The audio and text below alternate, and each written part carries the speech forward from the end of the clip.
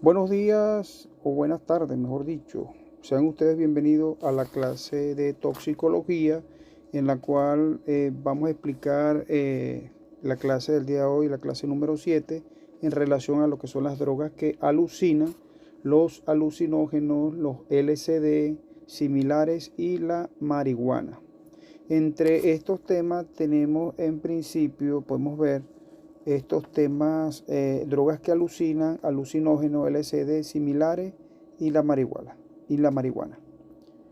En principio tenemos que realizar una introducción en relación a los alucinógenos, ¿sí? Comenzando en indicando, mejor dicho, que un modo de evasión aceptado ha sido lo que es el empleo de las sustancias naturales o sintéticas que pueden alterar la conciencia y los estados emotivos, tal como lo hacen los estupefacientes.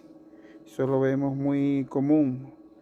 Y vemos que lo hacen de forma a través de los estupefacientes y los psicotrópicos, que promueven el esfuerzo apropiado para que el humano pueda moverse, trepar y agitarse fuera de su propia persona.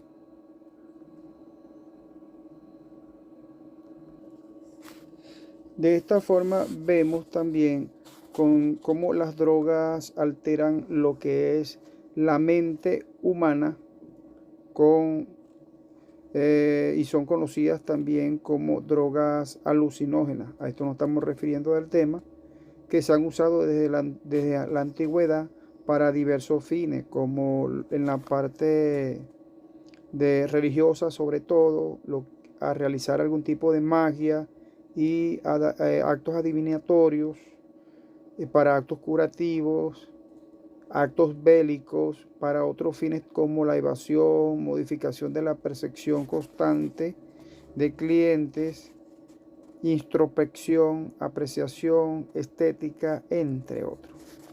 Entonces, esto quiere decir que, muchachos, que tomar sustancias alucinógenas es solo una de las muchas maneras de conseguir estados parecidos a lo que es el trance, que puede conducir a una visión mística y toma de contacto con el mundo supernatural.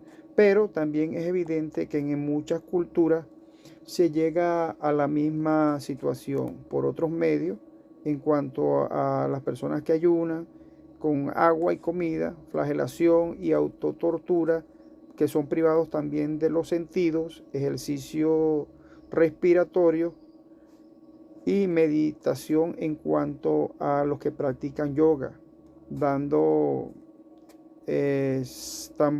saltos a través de tambores, practican algunos tipos de rituales y otros procedimientos. Esto es lo que causa este tipo de consumo de alucinógenos, ¿no? Indudablemente es posible que exista una psicofisiología común que explique la similitud de los efectos producidos por estos diferentes procedimientos. Sin embargo, al parecer, el procedimiento más rápido y fácil para conseguir esta experiencia es el uso de alucinógenos, que es lo que estamos tratando hoy en día.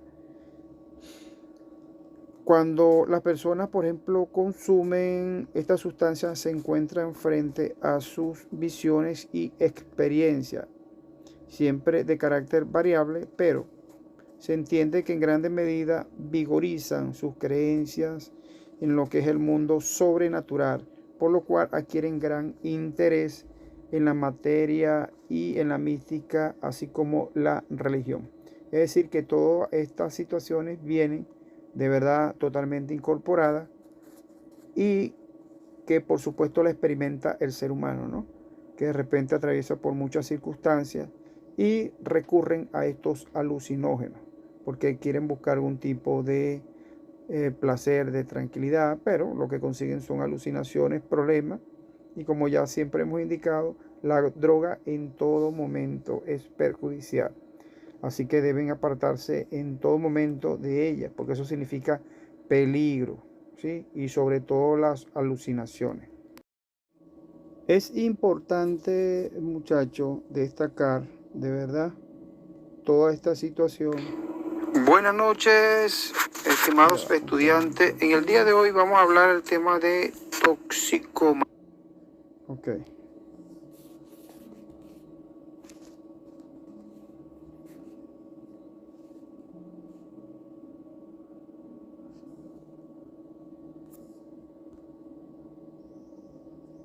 Un segundito que se paralizó la comunicación de los muchachos. Ahí está el amigo Félix esperando a ver la clase. Ok, continuando con la clase del día de hoy, la clase número 7 sobre las drogas que producen alucinaciones. Tenemos entonces que los alucinógenos comprenden un grupo heterogéneo de sustancias que actúan sobre el sistema nervioso central. A eso se refiere, produciendo principalmente alucinaciones y ensueños. De esta forma, hemos observado que durante los últimos 30 años, las drogas alucinógenas han sido ampliamente abusadas por los jóvenes, ¿no? Como medio de perfeccionar la personalidad y de ensanchar la conciencia para librarse y para obtener nuevas experiencias y viceversa, ¿no? Esto lo vemos muy a diario. En este abuso se ha visto reforzado que es el hecho de que la juventud dispuesta a buscar nuevas experiencias se enfrenta a muchos problemas materiales y culturales de la sociedad actual. Por otra parte, vemos también que la experimentación con drogas como lo es la heroína es demasiado peligrosa por su capacidad para producir dependencias y riesgos legales que involucran su uso. Por el contrario, las drogas vemos que son alucinógenas no causan algún tipo de dependencia física manifiesta, ¿no? Hasta ahora, por lo que se consideraba que su uso no entrañaba ese peligro.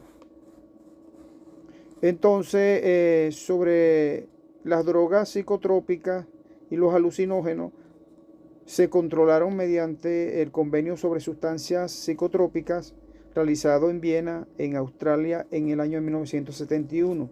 De ahí en adelante hemos podido observar de que eso es lo que está pasando en relación a este tipo de situaciones. Vemos entonces que otras drogas psicotrópicas, depresivas o estimulantes. Vemos que los alucinógenos no son medicamentos.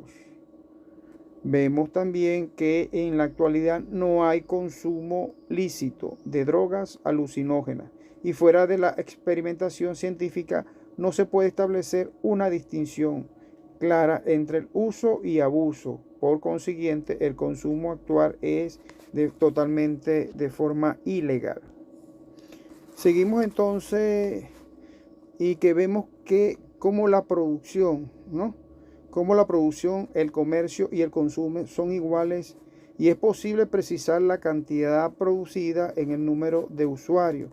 El problema de los alucinógenos es tan viejo como el mundo que creen la gente, el mundo de las brujas, ¿no? Pero permanece aún joven porque sobre los modelos antiguos los fármacos sintetizan sustancias cada vez más potentes en este sentido. Existen muchas sustancias que al ser absorbidas en cantidades apropiadas producen algún tipo de distorsión de la percepción en cuanto a imágenes brillantes o alucinaciones. Algunas de estas sustancias se caracterizan por el predominio de la acción sobre las funciones mentales y las físicas. Muchas de estas personas entonces, o mejor dicho, vamos a indicar que casi todo el mundo sabe lo que es una alucinación y existen en algunos sujetos como estado patológico. Los farmacólogos, llamados por algunos los brujos modernos, lo hacen todavía mejor con los principios con los principios activos extraídos de numerosas plantas o con los productos de síntesis de laboratorio calcado y mejorando sobre todo los modelos químicos conocidos.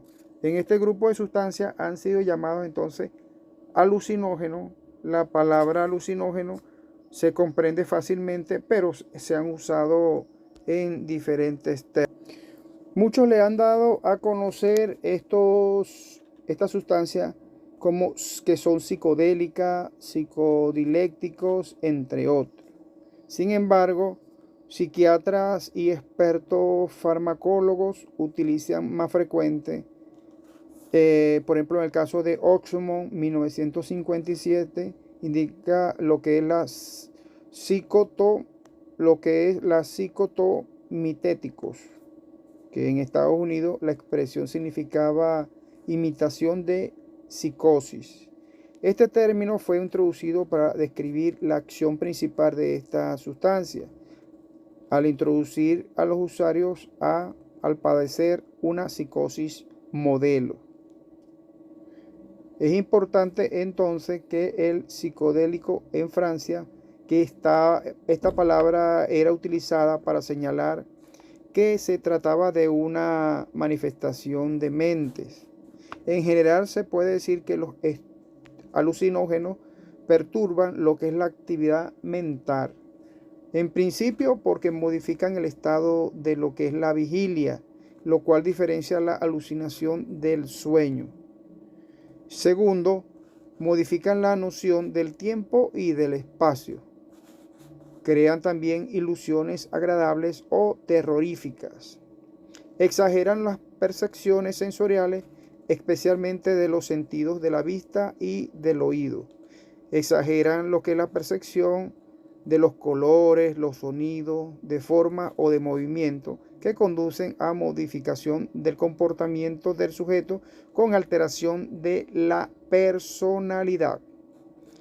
Se acerca entonces a ciertos trastornos psiquiátricos. En este sentido, las personas que consumen este tipo de sustancias alucinógenas. Hay que señalar que al menos con frecuencia se producen alucinaciones olfativas, gustativas o táctiles. La calidad de las alucinaciones vemos que están muy relacionadas con la cultura del consumidor, ¿no? Al pintor, al músico, que tendrán alucinaciones un poco coloreadas en cuanto al sonido, más ricas en matices o sonidos que lo que puede tener un simple obrero. Estas sustancias alucinógenas, entonces, cuando son usadas, manifiestan la claridad de conciencia, lo que permite diferenciar los fenómenos en el sentido bajo el efecto de hipnóticos o estupefacientes. Esta gran diferencia es lo que permite a la memoria registrar y ofrecer una vez terminada la prueba o lo que se llaman ellos el viaje, la descripción detallada de la valorización y las observaciones. Entre las comunidades India y América Central y América incluso del Sur existe un uso indebido, pero tradicionalmente alucinógeno. Se trata de hongos, cactus y otras plantas con principios activos psicotóxicos usados en relación con ritos o ceremonias religiosas. Vemos entonces que lo que tienen teochimiques tienen un gran conocimiento de las hierbas y las raíces, es decir, en la parte de los indios, ¿no? Que han hecho esto, que han descubierto lo que es empleado en la planta de ellos, que son el peyote, lo que comían y bebían, que eso también alteraba la conciencia del ser humano. Podían bailar y cantar durante toda la noche y tienen visiones terroríficas o de repente muy placenteras o risibles. En ciertos países también utilizaban lo que eran los hongos llamados teonacac, que estos hongos emborrachaban producían algún tipo de aturdimiento, se vuelven entonces violentos, hacen sufrir, causan aflicción y vuelven a lo que es la parte de la inquietud, incita a huir, espanta, impulsa y se esconden. Los que comen mucho son muchas cosas que los aterrorizan a la gente o a los que le hacen reír. Se estrangulan, se tiran desde lugares elevados, lloran, están asustados, en fin, tienden a tener unos episodios como de persecución. Hay una hierba también que son las Quaxoguoqui, lo que quiere decir serpiente verde, y que da una semilla llamada Ololiuqui. Esta semilla turba y ofusca los sentidos. Los que la comen parecen tener visiones y asistir a cosas terroríficas. Luego pasamos a ver, ahora pasamos a ver las drogas alucinógenas más consumidas. Entre el grupo de drogas alucinógenas de las cuales se abusa, se encuentran las siguientes. En primer lugar tenemos lo que llamamos el peyote, que es el Echicactus williamsi o Lophophora williamsi, que crece muchas veces en México y durante cierto tiempo fue objeto de abuso por consumidores norteamericanos bajo la forma de botones de mezcal, es decir, los mezcalbotones, abandonados después por el abuso. De esta forma entonces continuamos la clase y vemos que los hongos alucinógenos, lo que son llamados Psilocybe mexicana, hey, es de México, ¿no? A partir de los cultivos hechos en lo que es el Museo de Historia Natural de París en 1958. Según Hockman y colaboradores indican, ¿sí?, que aislaron dos alcaloides básicos que son la psicolobina y la siloxina. Entonces, ellos consideraban que estas drogas se empleaban por vía oral o dosis de 20 a 40 miligramos y sus efectos solían durar durante 6 horas aproximadamente. Luego existe lo que es el Ololiuqui, que es Ribera o Ribea corimbosa, Himpomea violacea. Esta planta y las dos anteriores son drogas sagradas de la civilización azteca. Estudio químico de la semilla permaneció aislada en las siguientes drogas alucinógenas. El isoergina, que es amida del ácido D-lisérgico. Ergina amida del ácido D-isolisérgico. Lisergal, que es el alcohol correspondiente de la lisermida.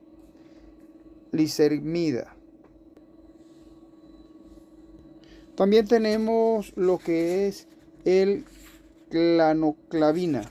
La clenoclavina no es más que aislada de una especie tropical del cornozuelo del centeno. Tenemos también la helimoclavina, que es el alcaloide encontrado en el cornozuelo japonés. Este efecto de todos los alcaloides es muy parecido al obtenido por los LSD. Generalmente se ingieren entre 200 y 300 semillas y la acción puede durar entre 6 a 24 horas. Vemos también otra que es la que llaman la ayahuasca, que bajo este nombre los indios Zaparo utilizaban el bejuco que crece en los bosques de Colombia y Ecuador. En esta planta y en la rutácea crecían en Rusia y en África del Norte lo que era el Peganum almala, existen entonces alcaloides semejantes que eran la vaguegia y la amalina. Existen entonces en forma general, muchachos, muchas drogas con muchos nombres científicos, ¿sí? Que a veces nos cuesta un poco pronunciar, pero la que más nosotros conocemos es la cannabis sativa, que es la marihuana que nosotros en forma de estudio la hemos conocido de esa forma, ¿no? Y que por supuesto es uno de los alucinógenos más potentes y existentes a nivel mundial. Existe otro también llamado el bufotenina, que es el principio activo del haba de coaba, que es la coaba bello, utilizada en Haití del ñopo o yopo. Era utilizada por nativos de la América del Sur y las Indias Orientales. Siempre se utilizaba para producir algún tipo de alucinaciones por vía nasal, por enema y por vías intravenosas, en dosis aproximadamente de 16 miligramos.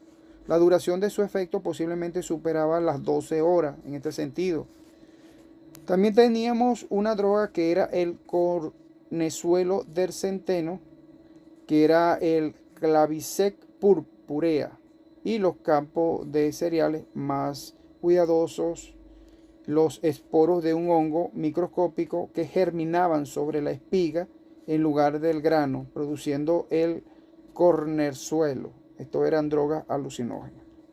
A partir de este hongo se han extraído numerosos principios activos y todos tienen un núcleo común en que es el ácido lisérgico, y del cual nosotros vamos a tratar en lo posible de dar los puntos más importantes de esta cátedra. La toxicología se emplea en cualquier estado de la sociedad, como hemos comentado y hemos hablado, ya que cuando hablamos de toxicología estamos hablando de drogas, es decir, sustancias prohibidas de las cuales nosotros debemos tener mucha precaución, porque todo lo que nos dice droga esto, nos da a entender a nosotros que es algo peligroso, ¿no? Algo del cual nosotros debemos tener mucho cuidado. Acuérdense que el exceso de las cosas son peligrosas, sobre todo el consumo, el tráfico, la adición de las drogas. Es totalmente complicado, ¿no? Porque producen algún tipo de farmacodependencia de ellas, de las cuales le resulta a la persona deshacerse o tratar en lo posible de salir de esa situación. Seguidamente vemos lo que es la estructura química de estos alucinógenos. Evidentemente vemos que los alucinógenos presentan un acercamiento estructural, como lo demuestra el hecho de existir la cadena de la triptamina en la psilocibina, lisergimida, amina lisérgica, y en la palleína, y la presencia del núcleo indol en la mescalina. Según estudiosos como Jacob en 1965, ellos señalaron 3 posibles operaciones químicas sobre la triptamina y la serotonina para obtener compuestos activos, y entre estos podemos mencionar, si más no recordamos, como son la metilación, que es la triptamina, y la serotonina por y sí los alucinógenos, pero pueden llegar a hacerlo por un proceso de metilación en la fundación aminada terminal, lo cual origina el dimetil, el triptamina, DMT y bufotenina. Vemos entonces que la hidroxilación hay que anotar y emplazamiento de este tipo de oxidación. En el ciclo bencénico, como sigue, por ejemplo en la posición 5, lo que es la serotonina, es más hipertemizante del conejo de la triptamina. En esta forma también vemos la hidroxilación de la triptamina, que es posible que el hígado del humano y de la rata.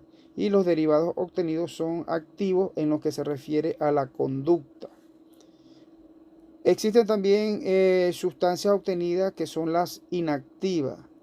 Existe también sustitución por OH, obteniendo productos más alucinógenos.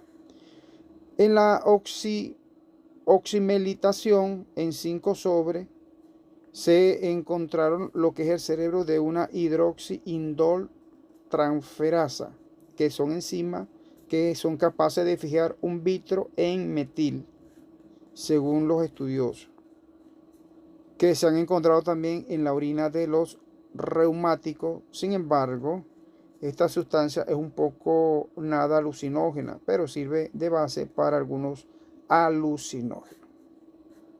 Ahora vamos a pasar lo que es los LSD y sus similares. El argó es un producto biológico obtenido de un hongo llamado Claviceps purpurea. Es importante conocer ese hongo.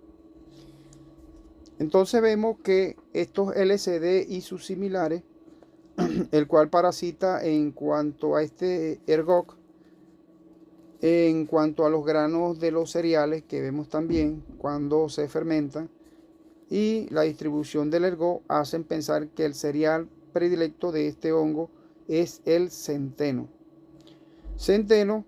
El centeno fue introducido en la Europa meridional por los teutones, principio de la era cristiana.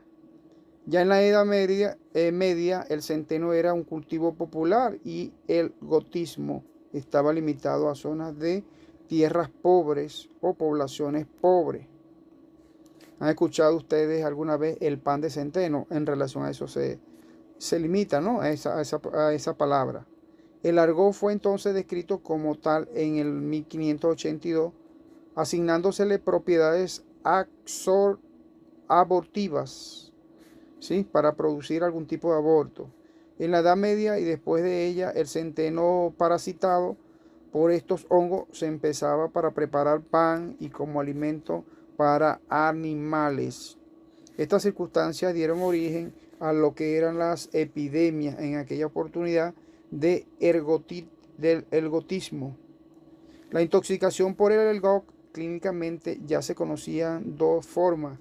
Entre estas formas tenemos lo que es la forma sanguinosa y la forma convulsiva.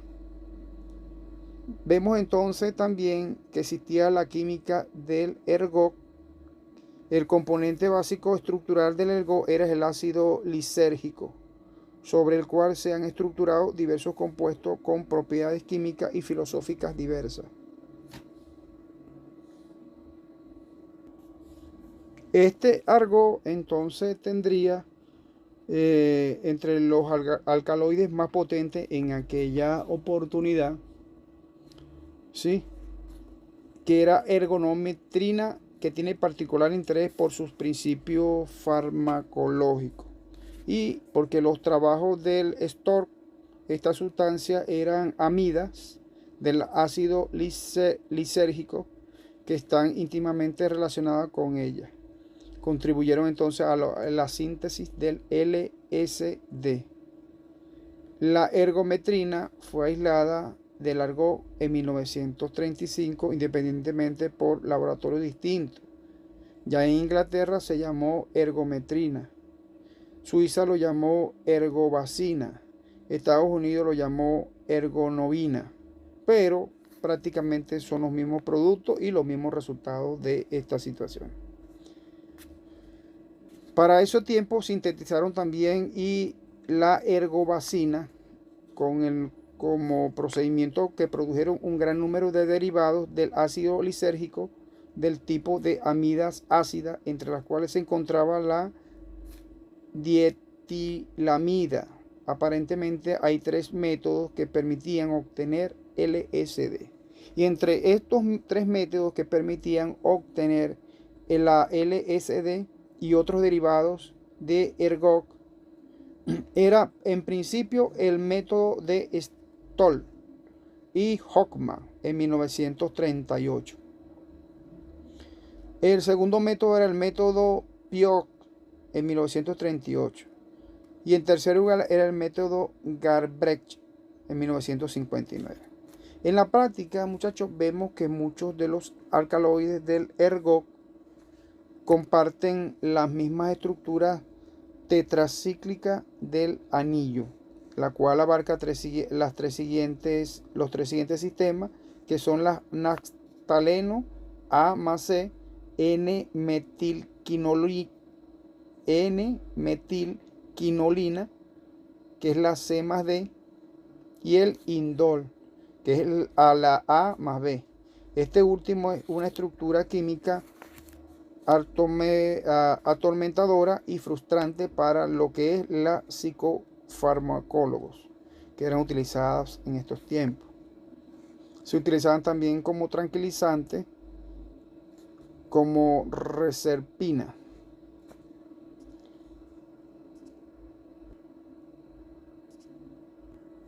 Vemos entonces, muchachos, que de todos los cambios que se han efectuado sobre las moléculas del LSD, son importantes la reducción e hidrólisis de la unión doble sobre los átomos del carbono 9 a 10, la halogenación, que es el bromo y el cloro, sobre el carbono 2, modificación del nitrógeno de lo que es la quinolina, sustituciones sobre el nitrógeno del indol, entre otras. Sin embargo, solo dos compuestos tienen potencia alucinógena comparada con el LSD.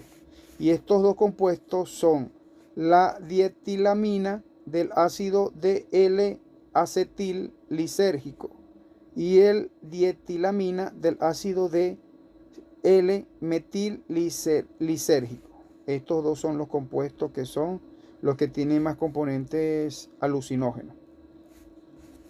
Ahora vamos a pasar, muchachos, lo que es la absorción. Pasamos a ver lo que es la absorción y distribución del LSD.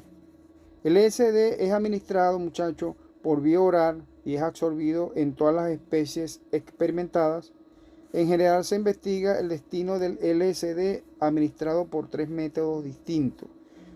En primer lugar, porque hay unos autores que llaman Lancer-Lely y Rodilin, emplearon un bioensayo basado en la acción antagónica del LSD frente a la serotonina.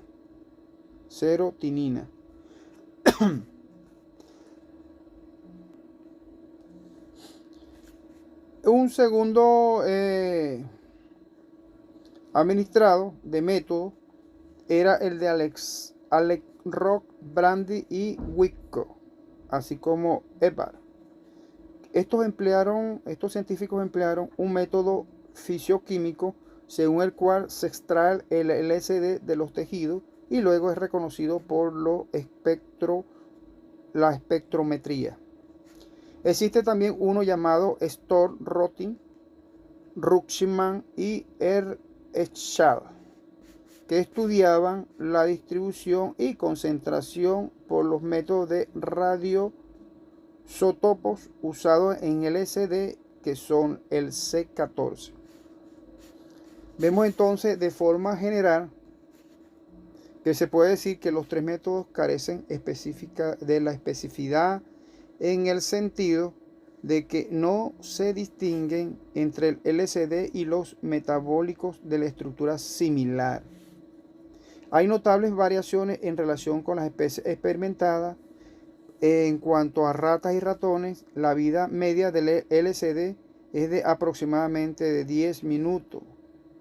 En gato y mono, la vida media del LSD es de 100 a 130 minutos. Entonces podemos observar que existe unas variaciones o notables variaciones en relación con las especies experimentadas en este sentido, ¿no? Ok, vemos entonces que en los humanos la vida media del LSD, la medida por método fluorométrico, es de aproximadamente 109 a 175 minutos.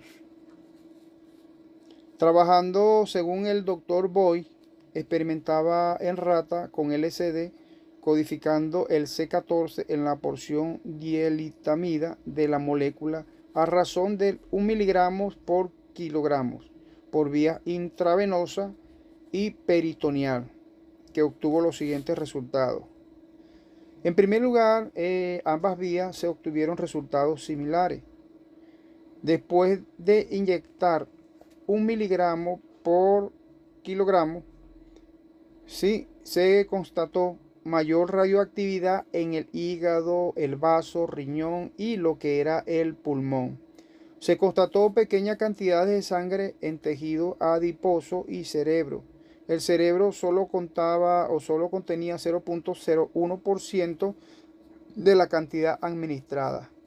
Los radioisótopos se acumulan rápidamente en la bilis en las 3 horas que siguen en la administración en una proporción de 60 a 80%.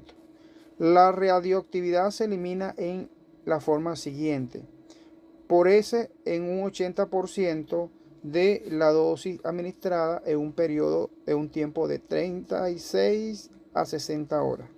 Por vía menor de degradación es la intoxicación de la cadena administrada de forma lateral o CO2, la cual respuesta el 4% de la radioactividad encontrada en el CO2, eliminando un periodo de 12 horas.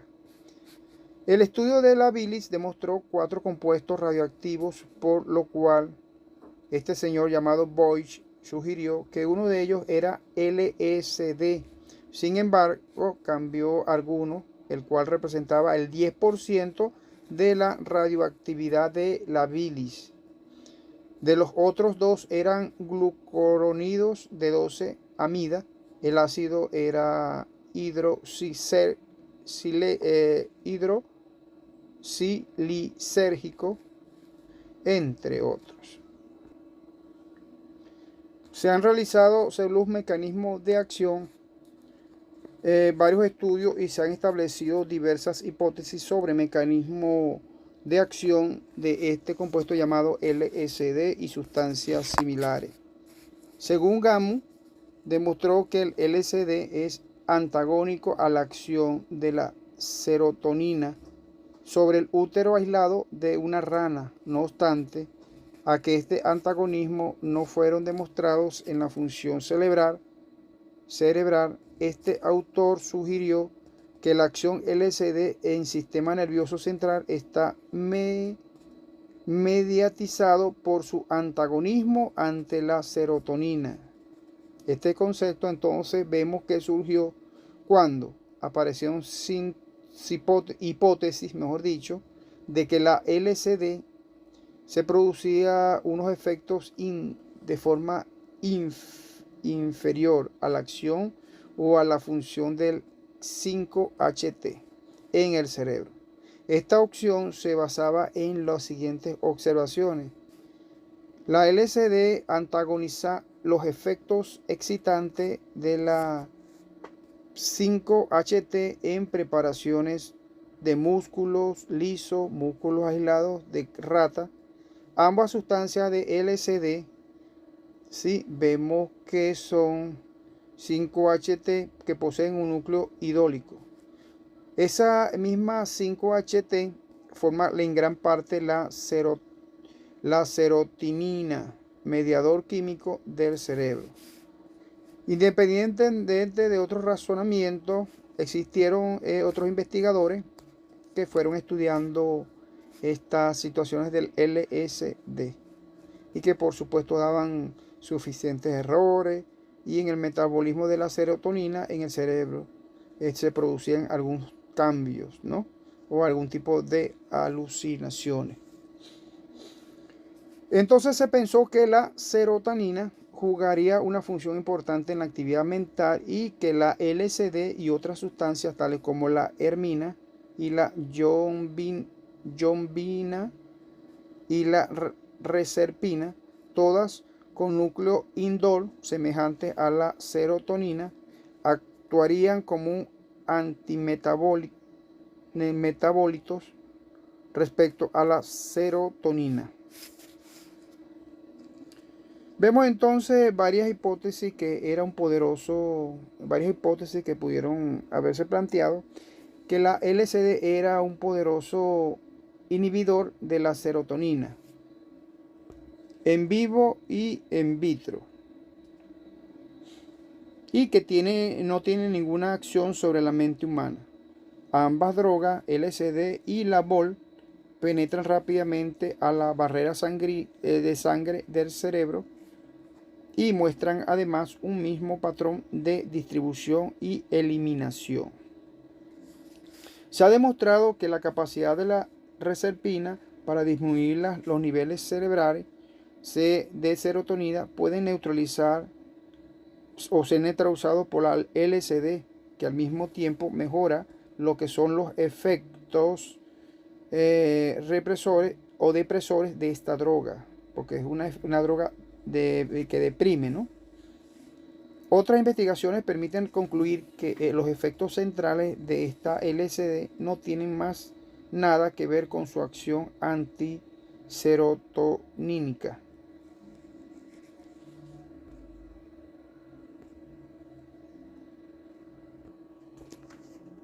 Ok, seguimos entonces y vemos y observamos que no cabe duda que entre las muchas sustancias que se emplean actualmente para alucinarse están la LSD, que es la más importante. La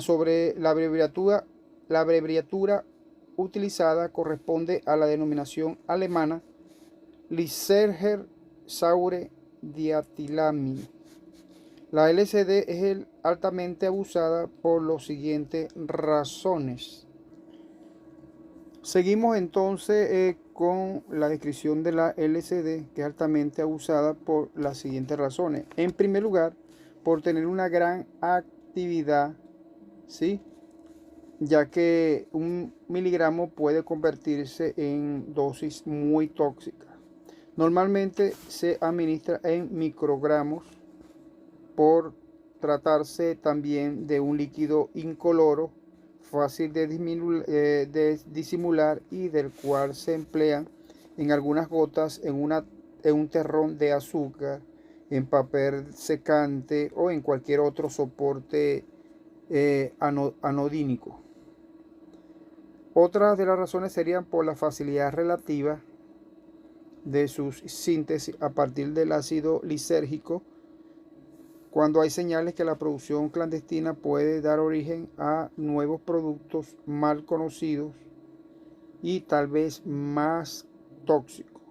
Los consumidores en su esfera, ¿verdad?, habitualmente no hacen más de 1 a 12 viajes por semana, a veces menos. Los traficantes, por las consideraciones anteriores, no se ocupan de mantener el control ilegal de la LSD, pues prefieren promover el uso de la heroína. Ahora vamos a ver lo que son las características de la LSD.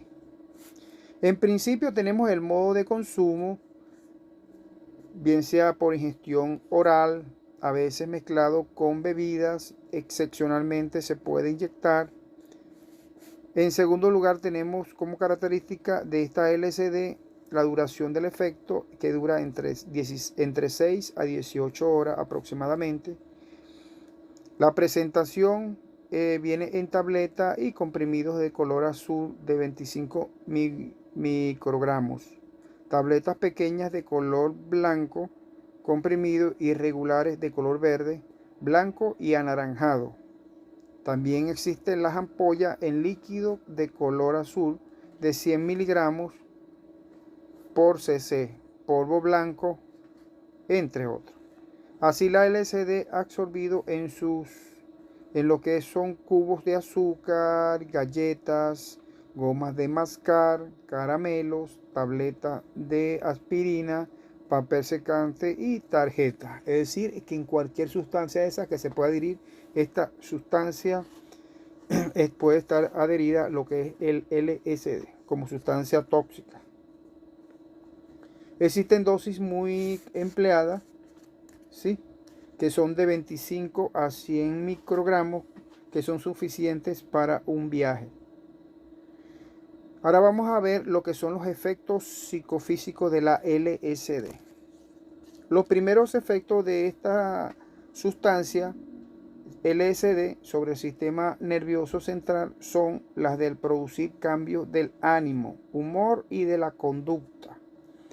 Vemos entonces que el consumidor puede también exhibir su pupila dilatada, temor, elevación de la temperatura y de la presión sanguínea, hiperreflexia. Y la tolerancia y los efectos sobre la conducta del LSD pueden desarrollarse después de unos días continuos. Pero la dependencia física no suele ocurrir, aunque la dependencia psíquica puede desarrollarse.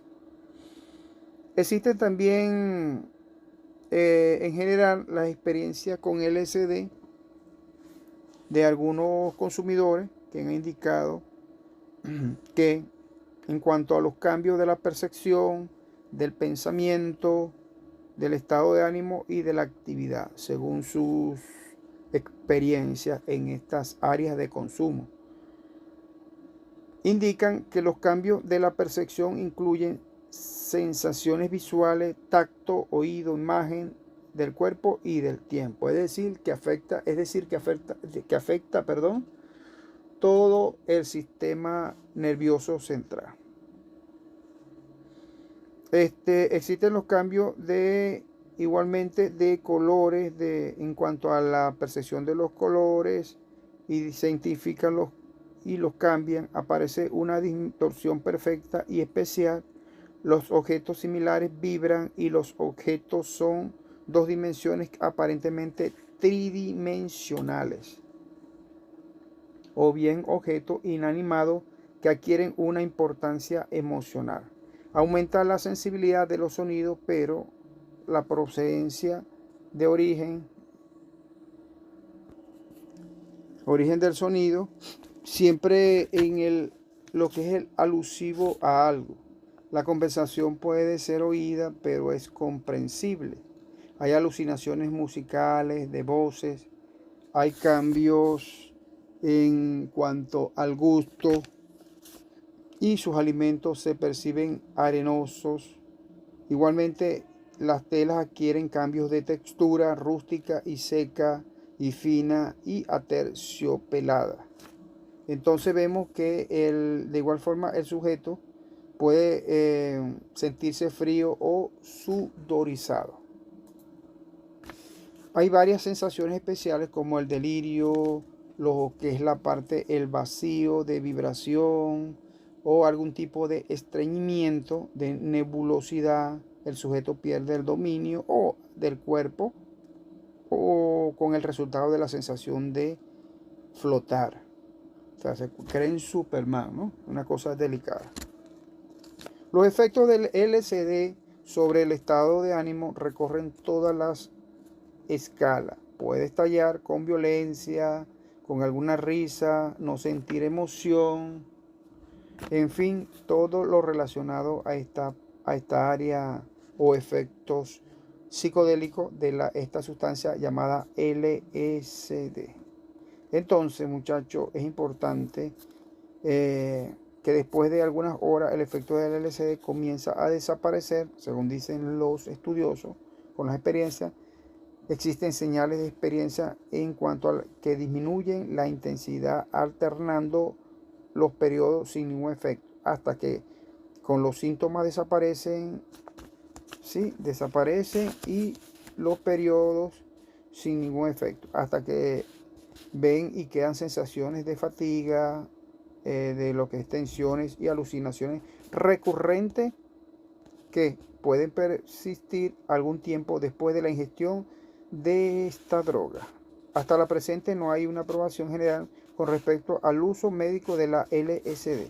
Algunos resultantes de interés han sido obtenidos por ciertas investigaciones que se han realizado, propaganda, programas y supervisados y particularmente en el tratamiento del alcohol crónico, según los expertos de estas áreas. La admisión en los hospitales de personas con psicosis aguda producida por el consumo de la LSD está en aumento. Se lo vemos también. ¿Sí? Existen también algún tipo de conducta extraña en público, pánico, miedo, deseos de homicidio y suicidio son los hechos más frecuentes reportados. Se han reportado estados psicóticos por el uso de drogas en sujetos emocionalmente inestables. Vemos que la mayoría de los episodios psicóticos inducidos a la LSD ocurrieron en personas que experimentaban por primera vez.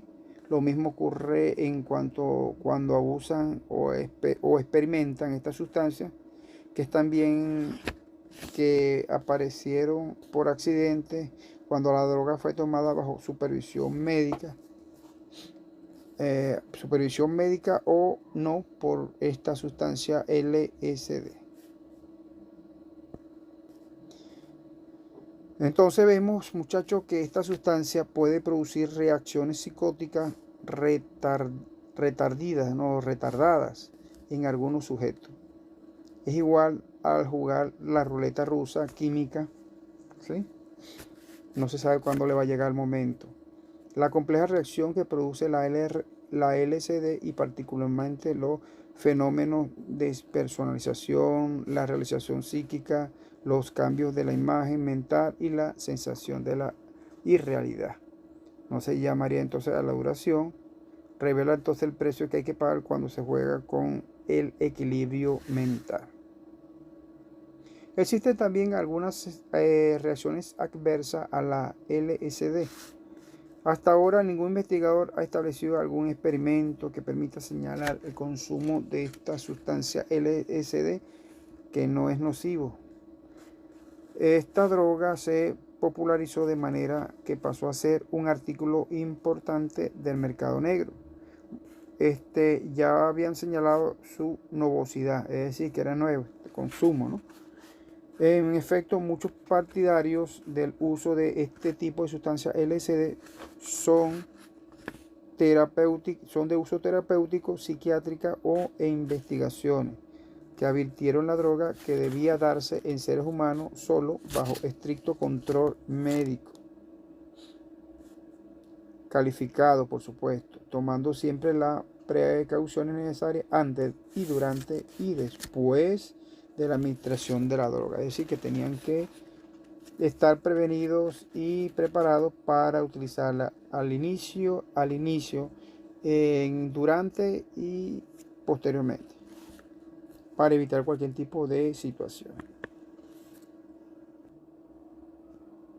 Ahora pasamos a ver lo que es la marihuana o la llamada cannabis sativa. En este sentido se encuentra por millones las personas que han utilizado la marihuana como agente euforizante durante los últimos 5.000 años. O sea, que es una droga que se estableció que es milenaria, que es decir, muy antigua, que utilizaban los incas también para hacer algún tipo de magia, rituales, basadas en lo que era la parte de la religión. En ciertos países como África y Asia, así como en el lejano oriente, hay grupos socioeconómicos y culturalmente marginales que tradicionalmente han usado la marihuana desde hace varios siglos. Sin embargo, en Norteamérica, algunos países de la América del Sur y en ciertos países de europeos, el fenómeno de fumar marihuana es relativamente nuevo, más recientemente en los últimos años.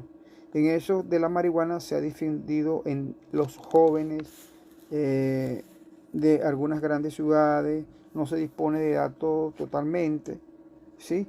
Este fenómeno está íntimamente ligado a lo que es el uso indebido de alucinógenos y otras circunstancias propias de los mismos sectores y problemas de los jóvenes. El uso de la marihuana entonces es uno de los signos más manifestados en la rebelión juvenil. aunque hace más de 5.000 años, como le estamos indicando, el hombre conoce esta planta, como poco está siendo comprendida dentro de las drogas naturales. Entonces vemos que la marihuana se usó en la antigüedad para curar enfermedades de las más variadas especies de su naturaleza. Sus fibras se han utilizado para fabricar cordeles, sogas, etc. Y las semillas caracterizadas se pueden utilizar en diversas clases de alimentos para aves. En la actualidad la planta no se usa como medicamento y el cultivo, tráfico y uso de sustancias derivadas de la cannabis sativa está legalmente controlado en casi todos los países del mundo. Entonces, esta cannabis sativa sigue siendo el centro de los problemas de abuso de drogas por 3 razones fundamentales o esenciales.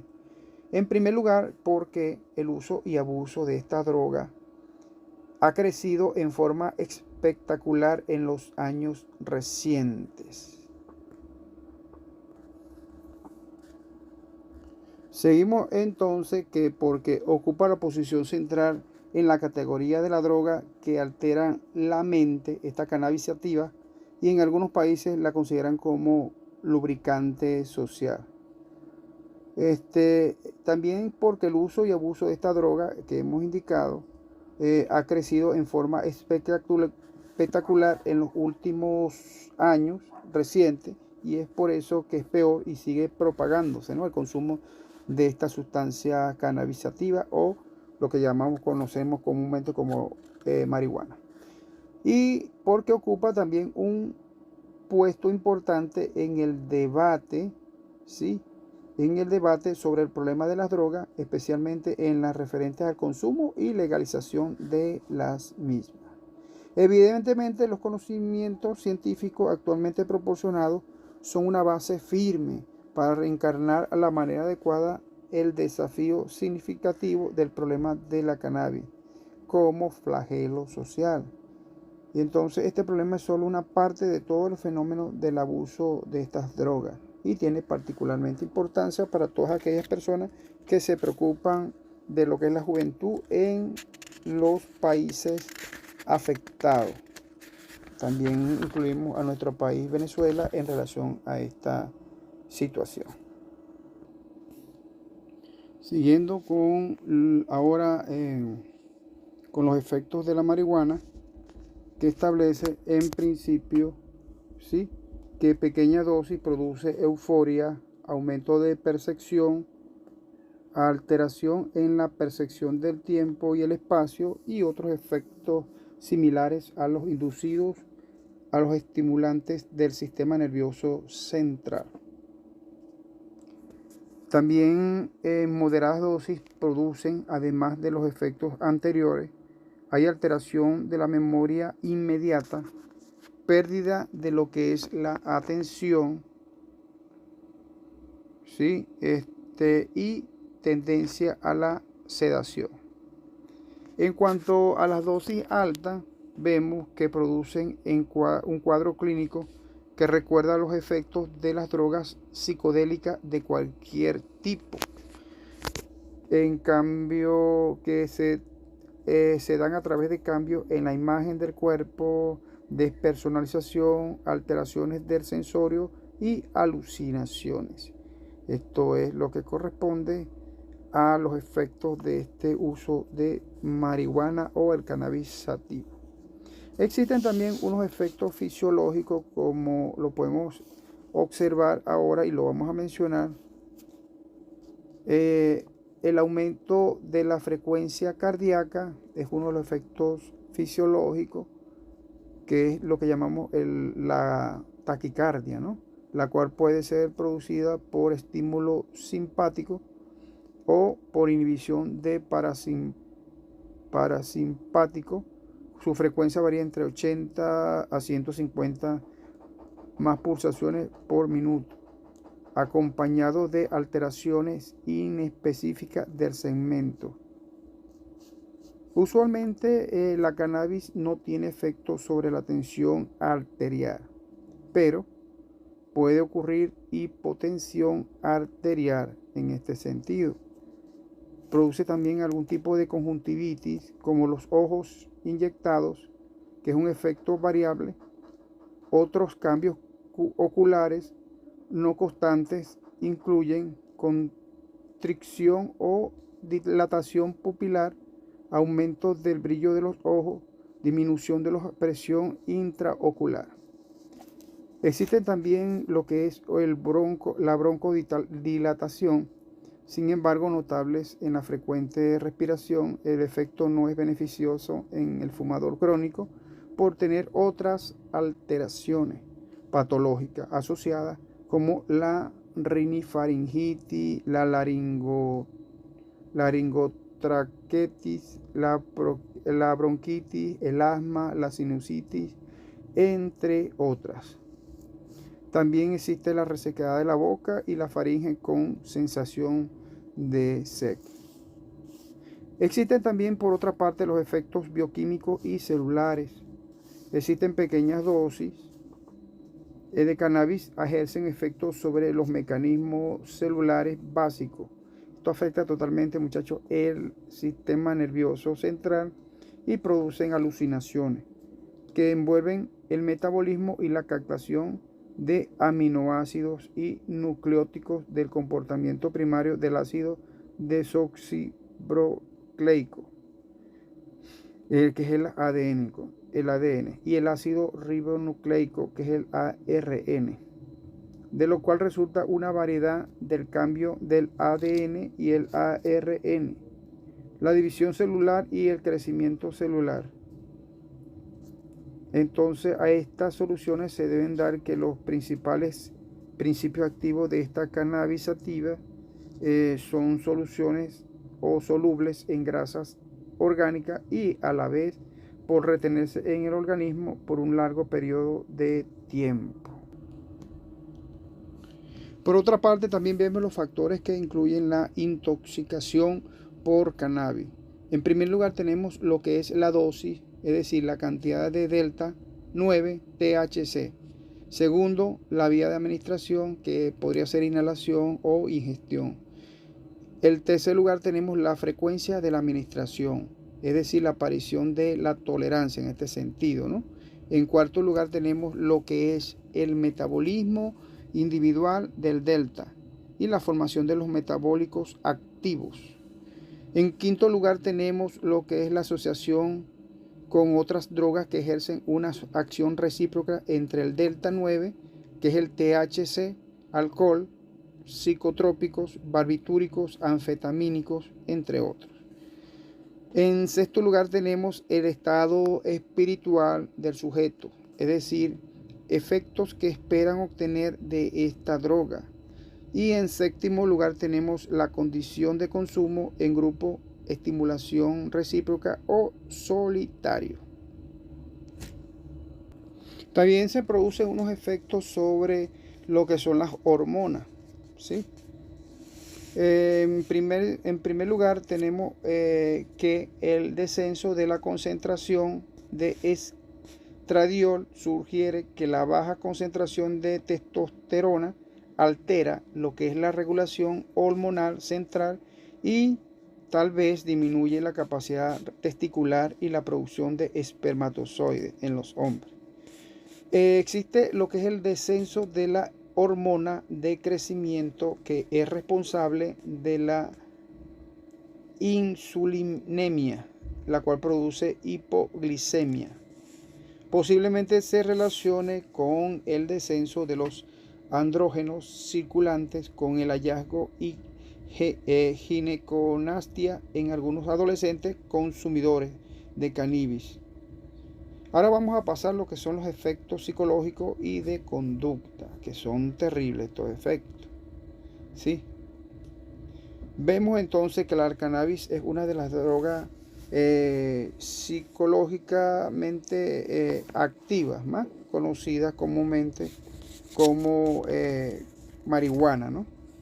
Porque hay mucha amplia variedad en cuanto a los efectos psicológicos y hay una marcada diferencia en respuestas individuales, además de las expectativas del usuario de cómo la cannabis afecta a sus propios deseos, que ejercen marcada influencia sobre el efecto final de este tipo de droga. La cannabis entonces produce, muchachos, una excitación del sistema nervioso central, por lo que permite revelar las tendencias más profundas del subconsciente de la persona. El pensamiento íntimo del consumidor se traduce entonces en puras palabras, actos y alucinaciones. Algunos sujetos, ¿verdad?, especialmente aquellos que con experiencia limitada, en el uso de lo que es la parte de la cannabis, interpretan estos hechos como una psicosis incipiente y tienen el temor de quedar completamente locos. El humor del consumidor puede variar desde la lasitud hasta varios grados de ansiedad, incluyendo a veces el pánico y la agresión. También producen algún tipo de efecto sobre el sueño, ¿no? Esto porque produce el lento metabolismo en lo que es la cannabis, el efecto sobre el sueño es sostenido. Una sola dosis de cannabis puede alterar el movimiento rápidamente ocular que acompañan el sueño, acompañándose o descompensándose la persona a la respuesta en 5 o más días. Algunos consumidores de grandes dosis de cannabis evidencian trastornos del sueño con frecuente despertar y pesadillas que se prolongan hasta 6 meses después de haberse cesado el consumo de la cannabis. Existen también otros efectos que como son los efectos crónicos, que no hay estudios epidemiológicos en gran escala que permitan conocer la intensidad y las consecuencias orgánicas mentales en los consumidores de cannabis en cuanto a una larga data. Estos síndromes médicos indican que el consumo de la cannabis por vía oral o fumado está asociado en principio porque se producen algunos desórdenes respiratorios que incluyen alteraciones de las vías respiratorias, alta, bronquitis, asma, cáncer pulmonar, entre otros. Los daños de las células del T linfocito que mediatizan la respuesta inmunitaria podrían aumentar la susceptibilidad a enfermarse.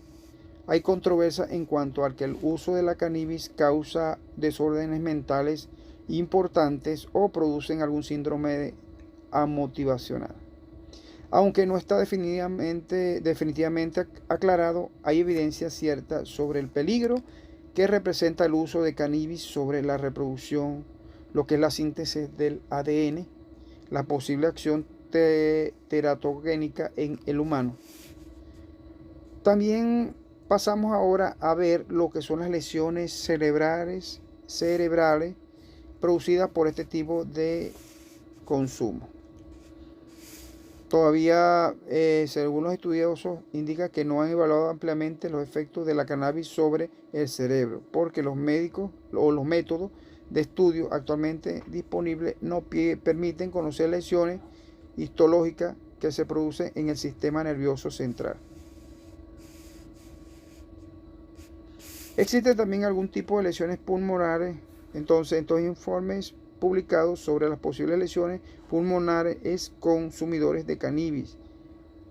Es lo que estamos indicando en este sentido. Existen lesiones cardiovasculares que son las más importantes y que dependiendo de la dosis se observa la intensa taquicardia, que se desconoce su mecanismo, pero parece ofrecer ciertos peligros a los consumidores de mediana edad a padecer crisis cardíaca aguda, conjuntivitis crónica, ¿sí?, por gestión de activa de los vasos ciliares, ¿sí?, y lo que han descrito en cuanto a lo que es las complicadas artrosis o artritis, vamos a ver si artritis progresiva de las extremidades inferiores. También hemos observado que produce algún tipo de gastritis, de lesiones gastrointestinales relacionadas a la gastritis, por supuesto, ¿no? Unas lesiones hepáticas y otras lesiones de cuantiosa importancia. Vemos también por otra parte ahora lo que es la intoxicación por marihuana. En primera fase se manifiesta por diversos síntomas que aparecen sucesivamente de acuerdo con el siguiente ritmo. En la primera fase, ¿sí?, el estado de embriaguez hipomaníaca, que recuerda mucho lo que observan los cardionómanos. Durante esa fase aparece una risa convulsiva e incoercible. El intoxicado se siente invadido por una sensación de bienestar físico y moral, que es la euforia. Está eufórico totalmente, que lo hace sentirse fuerte, lúcido y lleno de una alegría intensa. En segunda fase, los pensamientos se disgregan y aparecen lo que es la sobredosis de la imaginación. La memoria se hace puramente automática. Es la fase más rebuscada por los usuarios que poseen un temperamento artístico, porque en ella se hacen más vividas las alucinaciones auditivas y visuales. Perdón. En tercera fase viene luego una fase depresiva que termina con un sueño profundo si el grado de intoxicación no ha sido muy elevado. Por supuesto, es bueno decir que también existen algún tipo de acostumbramiento o habituación, tal cual como lo hemos visto en las clases anteriores, de este tipo de sustancias. ¿Sí? El acostumbramiento es una dependencia psíquica y la adicción es una dependencia fisiológica o psíquica, con menos acentuaciones con el opio y la cocaína. Pero de todas maneras el consumidor de marihuana llega también a convertirse en un toxicómano, tal cual como lo hemos visto en las clases anteriores. Algunas personas presentan bajo los efectos del cannabis una conducta impulsiva. Las ideas que se le ocurren son transformadas en actos con la rapidez que denota el estado profundo análisis que se encuentra en los centros superiores del cerebro. Normalmente frecuentan los impulsos en este sentido, ¿no? Bien porque por homicidio y asaltos sexuales, robo, entre otros. Ciertos autores, sin embargo, no contribuyen esto a actos de violencia a la marihuana como tal, sino más bien a los rasgos psicopáticos y criminales inherentes al sujeto y desencadenados por la supresión de los centros frenadores del cerebro. Bueno, con esto hemos terminado la clase del día de hoy, la clase número 7. Muchas gracias, muchachos. Que pasen ustedes feliz tarde. Sabemos que, bueno, que la situación en cuanto al internet ha estado muy mala. Y bueno, tanto así que nos paraliza las cámaras, pero bueno, lo importante fue que dimos la clase y este es material del examen siguiente. Feliz tarde, cuídense mucho, saludos.